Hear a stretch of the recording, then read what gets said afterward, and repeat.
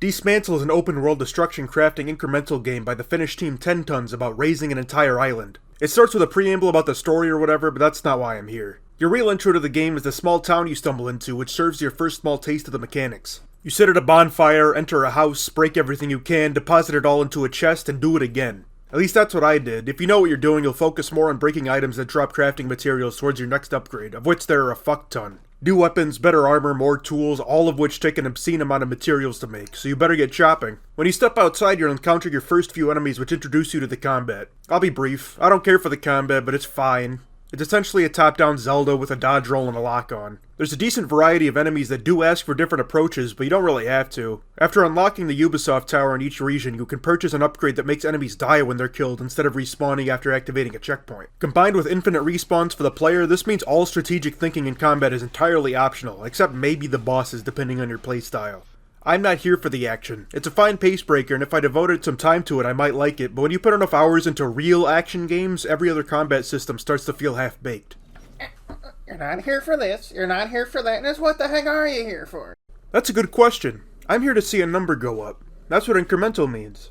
I play Dismantle for the same reason one might play Cookie Clicker, or NGU Idol, or Eggs Inc., or Yoke Heroes, or Dodeca Dragons, or Anti-Idol, or the Chow Garden, the Realm of the Mad God, or Learn to Fly, or Upgrade Complete, or Diablo, or Destiny, or Neo. It feels good when a number goes up because of an action I performed. And from my perspective, unlike a lot of those other games, Dismantle doesn't want to pretend there's a different game on top of the incremental features. Everything leads back to faster progression. Your new weapons will break new structures and break old structures faster. New armor pieces have higher defense and unique bonus effects. Every single unique meal gives its own permanent perk. Everything you can do in Dismantle ties into the gameplay loop, and very little about that loop will change for a very long time. I like the loop, but others might find it dull or repetitive, because it is. But the process of raising a shed, or a house, or a town is relaxing and feels rewarding. It doesn't take a whole lot of focused effort, so it's a perfect pair for a TV show or YouTube video on the side, which is how I spent the majority of this game. I skipped cutscenes, I ignored dialogue, I followed waypoints, and I liked it. I'm sure I've talked at some point about games offering a good challenge or not wasting your time, and frankly, Dismantle doesn't strive for much beyond being a fun time waster, and it succeeds adverbally. I love games that punish poor play and force me to do better, but I can also love games that just want participation, that reward consistency over tenacity, and Dismantle still encourages just a bit of thought with an endgame side quest that demands thousands and thousands of materials of all types.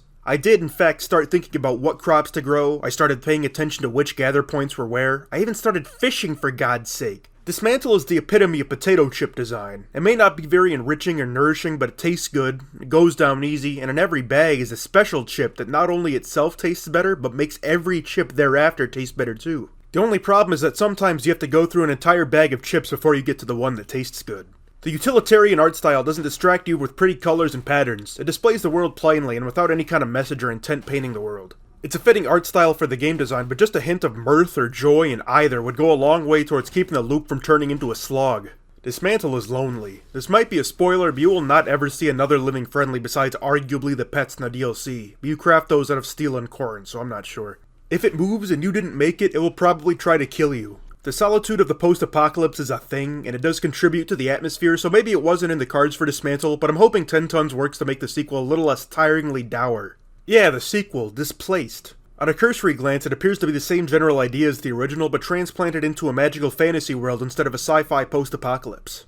Why hasn't anyone else ever thought of this? Some might call this game a Souls-like Metroidvania, even though neither is really all that accurate. Souls-like maybe, there's bonfires and bloodstains and boss fights and automatically refilled consumables, but Dismantle doesn't have the demanding combat or hands-off storytelling I typically associate with the genre. As for Metroidvania, you can just throw that one out, since there's no platforming of any kind, at least not any that feels intentional. People seem to forget that engaging interconnected world design predates the Super Nintendo and PlayStation. Igarashi Koji, the guy credited with the idea for turning Vania into adventure games, himself claims that Link to the Past was the biggest inspiration for Symphony of the Night's design, at least from his perspective. But I understand. It's easy and fun to boil an entire game down to a couple buzzwords that don't actually pull any weight in describing the design. I do it at the beginning of every video, so here's mine.